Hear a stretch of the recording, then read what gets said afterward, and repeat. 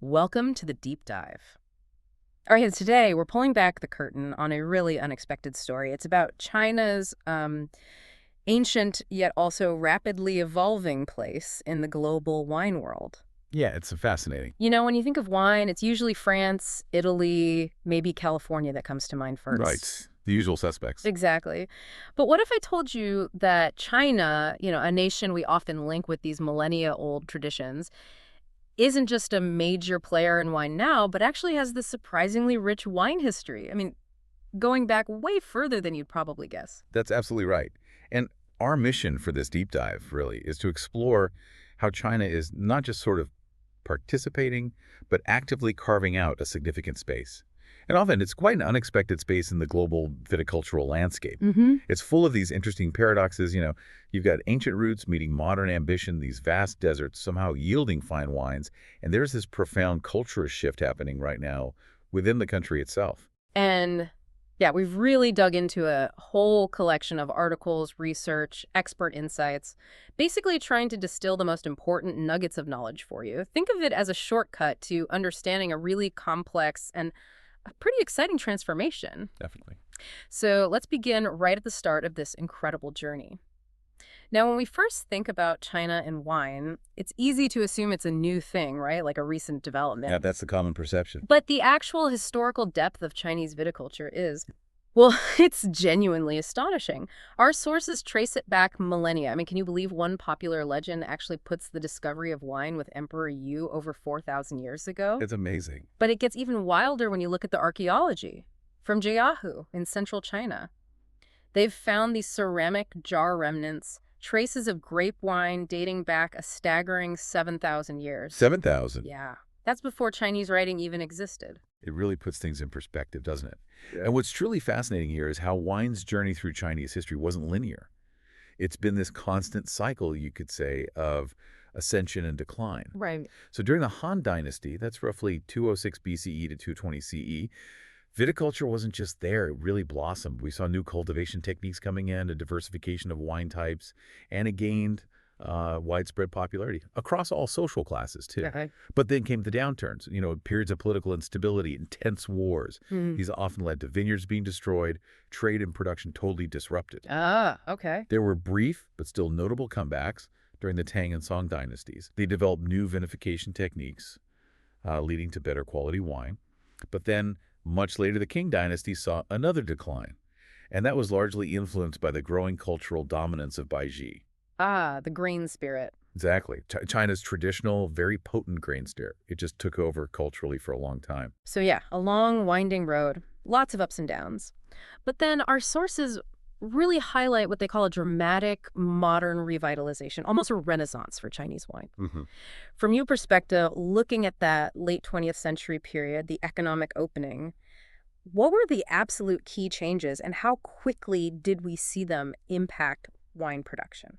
Well, the economic opening was, without doubt, the game changer. It fueled massive investment, not just money, but also knowledge. Right. We saw this rapid introduction of international grape varieties, the Cabernets, the Merlots, plus the hiring of foreign enologists who brought global expertise.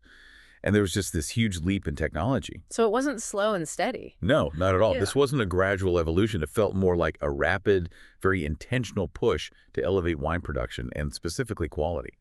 And if we connect this to the bigger picture, I mean, the scale of this renaissance is profound. China is now the second largest wine producer in the world. Second largest. Wow. Right behind Italy. So this isn't just a comeback story. It fundamentally starts to redefine the traditional centers of wine globally.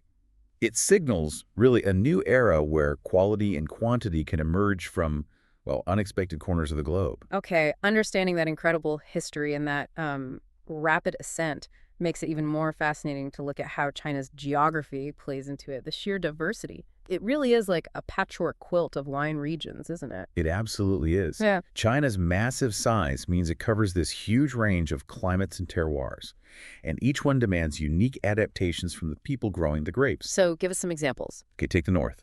Regions like Ningxia, Shaanxi, Hebei, they've got a continental dry climate. Winters are bitterly cold. Right.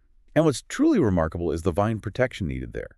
They often have to actually bury the vines underground. Bury them to stop them freezing. Exactly, to prevent them from freezing solid.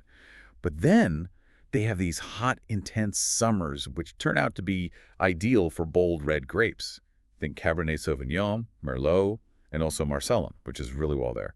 Ningxia, for instance, it's right on the edge of the Gobi Desert. Very arid conditions, which helps concentrate the flavors in the grapes. Okay, so extreme cold, extreme heat. What about other areas? Well, move east to regions like Shandong. There you find a more temperate climate, but with significant monsoon influence, so it's more humid. Ah, humidity. That can be tricky for grapes. It can. It tends to favor white varieties like Chardonnay and Riesling, but yes, that humidity brings challenges with fungal diseases. They have to be really careful. In the south. Down in the south, like Yunnan, it's subtropical. Yeah. Humid again and hot. This environment means they often use hardier hybrid grapes, something like Vidal Blanc does well, and they also really benefit from mountainous microclimates, higher altitudes giving cooler conditions. Interesting. So mountains play a key role too. Definitely. And then there's Xinjiang. That's way out in the far west, a truly extreme region. Proso. You've got incredibly hot and dry summers, but also extremely cold winters again. Oh. The dryness, though, is a massive benefit here. It really helps prevent fungal diseases. Right, less moisture. Exactly. And the abundant sunlight ripens grapes with really high sugar concentration. But just like in the north, you have that incredibly labor-intensive need to bury the vines for winter. I mean, just picture it, tucking all those vines into the ground for winter. It shows incredible dedication. It really does. It speaks volumes about the ingenuity required, doesn't it? From specialized pruning to fight fungus in the humid zones to these efficient drip irrigation systems in dry places like Ningxia, it's clear Chinese growers are truly mastering some challenging environments. They really are. Which makes me wonder, how do these diverse conditions and the soils, too, ultimately shape the glass of wine you're holding?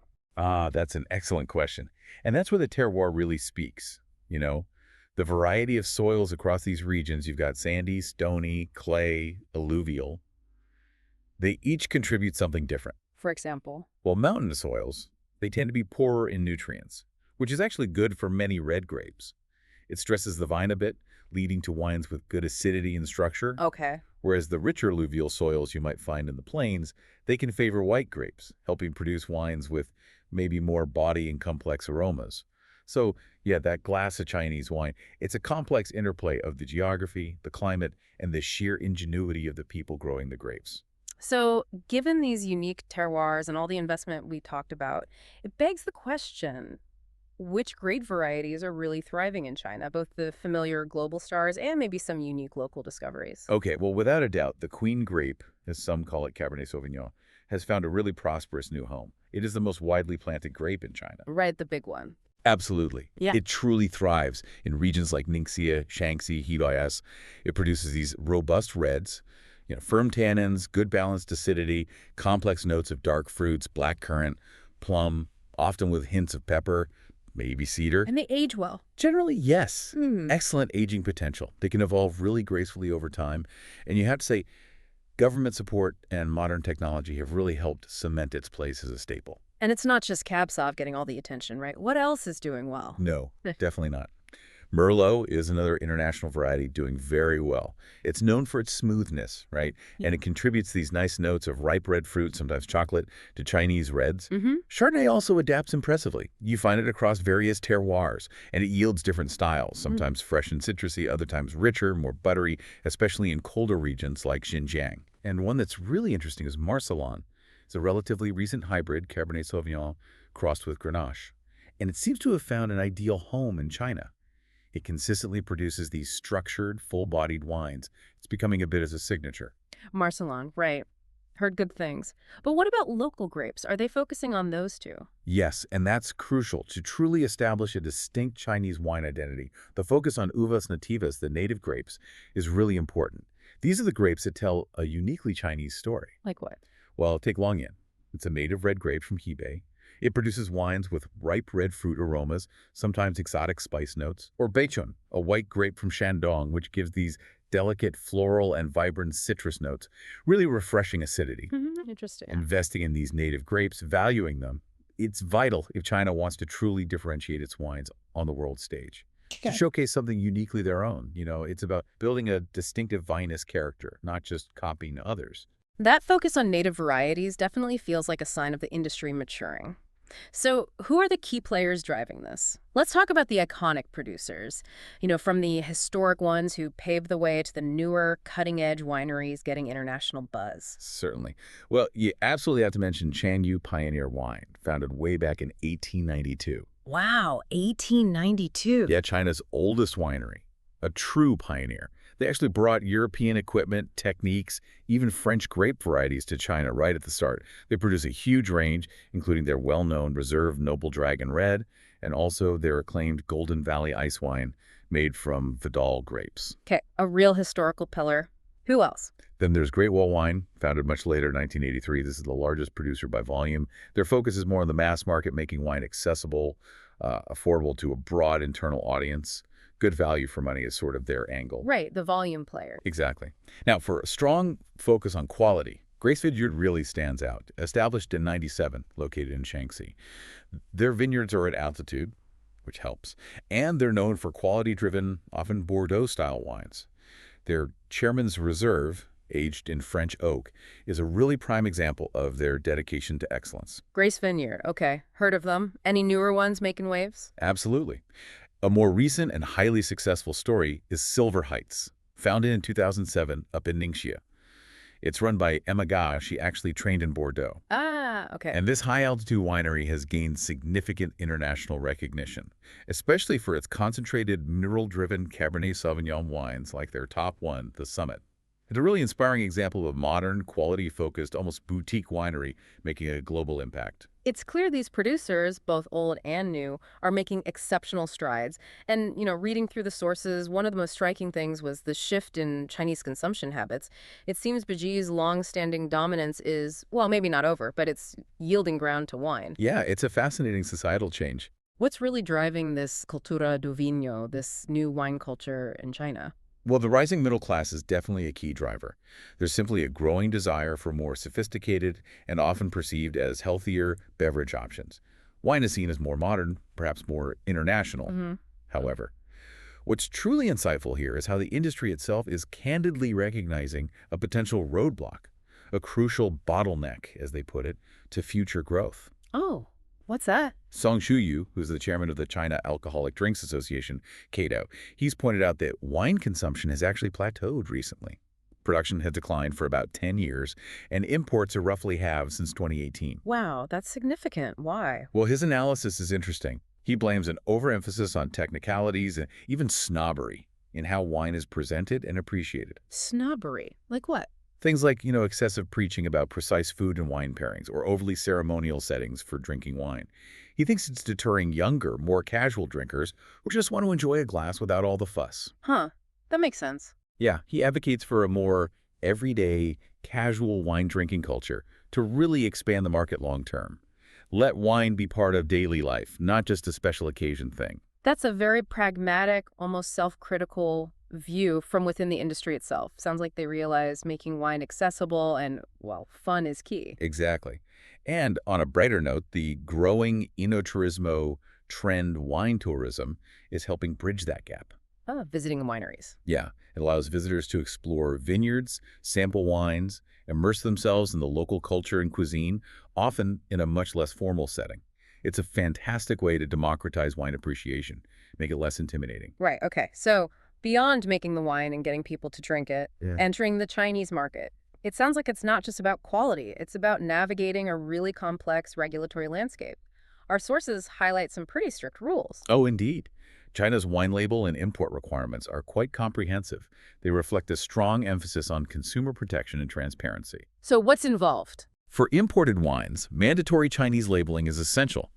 This includes the product's name, a full ingredients list, net volume, alcohol content, all clearly stated. You also need the production date, the details of the Chinese importer, and the country of origin. Okay, standard stuff, mostly. Mostly, but some specifics too.